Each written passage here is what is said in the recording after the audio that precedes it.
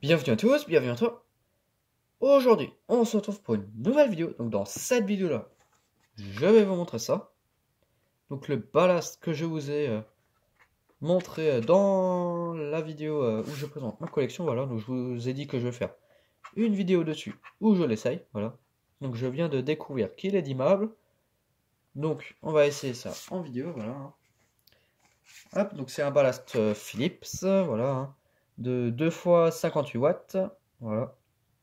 Donc on va mettre une fois 58 watts, une ou deux fois ampoule alimentation séparée de 55 watts.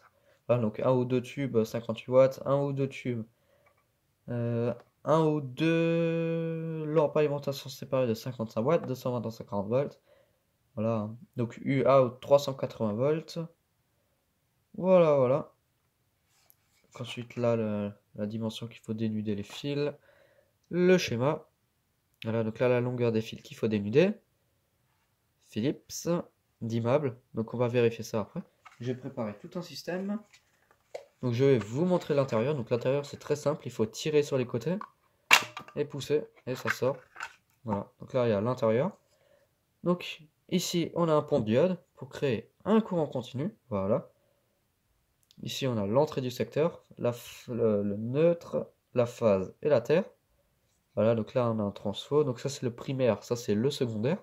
Donc le primaire c'est la tension transformée euh, en courant continu basse tension. Et là, ça c'est, je pense, la partie secondaire où ils élèvent la tension à 380 volts. Donc là, il y a tout plein de composants. Enfin voilà. Donc là, des condensateurs. Voilà. Un condensateur chimique. Voilà, voilà. Donc ça, c'est des condensateurs céramiques. Voilà. Et là, des transistors.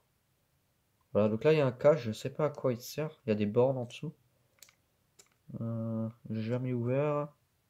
Mais je crois qu'il y a des bornes en dessous. Ah non, c'est juste un cache, mais je sais pas à quoi il sert. Bref, je vais le laisser. Donc là, il y a un petit pont là. Voilà. Enfin bon, un ballast qui est pas trop mal. Donc là, voilà, toutes les sorties. Là, c'est l'entrée et là, c'est toutes les sorties. Et avec toutes ces sorties là, bah, on peut un peu choisir ce qu'on veut faire avec. Voilà, donc ça, c'est tout le schéma. Voilà. Hop. Voilà. Donc on va remonter ça. Ah, donc c'est facile, hein. Faut remettre la carte électronique dans le bon sens. Le bornier, le petit bornier là, parce que si on met le grand bornier là, ça ferme pas. Voilà, donc on peut pas vraiment se tromper. Voilà, donc là le grand bornier dans le large trou. Donc le ballast il est de 2014, voilà, de août 2014. C'est écrit sur le truc. Et sur la carte électronique, je crois que c'est aussi écrit quelque part. Voilà, 2014-03. Voilà. Donc la carte elle est plus vieille que le transfo en lui-même. Enfin que la carcasse. Ça c'est de août. Et ça c'est de mars, la carte. Voilà. Donc ils ont un petit stock. Hop. Voilà, donc un ballast électronique, hein, tout ce qu'il y a de plus classique. Donc je vais le raccorder. Donc j'ai déjà prévu pas mal de choses. Hein. Notamment, je l'ai déjà branché sur un variateur pour l'essayer.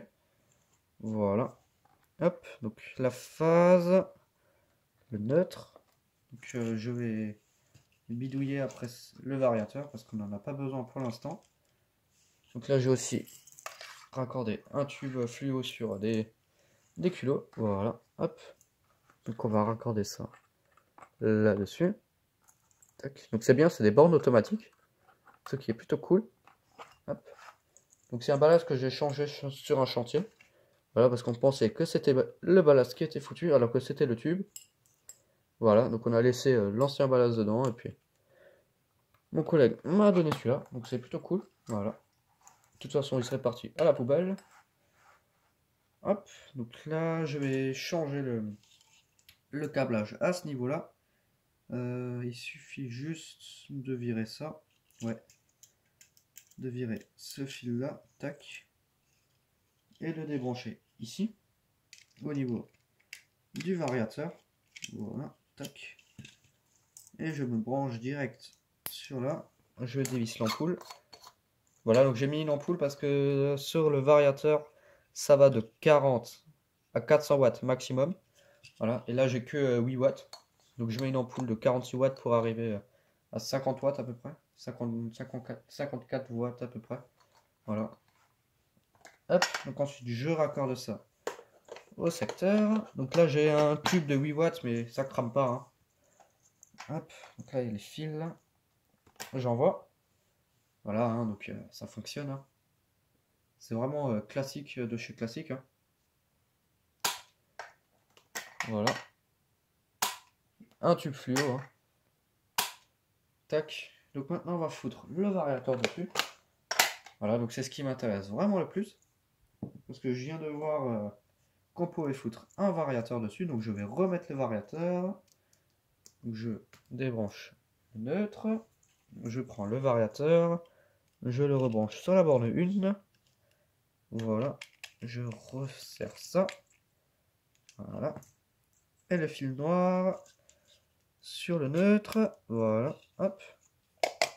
Je visse l'ampoule pour que on est au-dessus des 40 watts. Parce que sinon le truc ça scintille, enfin ça marche pas super bien. Donc ce variateur je l'ai aussi récupéré sur un chantier, donc il est pas 100% fiable. Voilà, donc là on dirait qu'il fonctionne. Enfin ouais, donc on, et après on peut varier. Ça doit être celui-là qui déconne. Voilà, donc là j'augmente, ça saute. Alors donc j'augmente la lumière. On dirait que ça change pas au niveau du tube. L'intensité du tube, on dirait qu'elle change pas.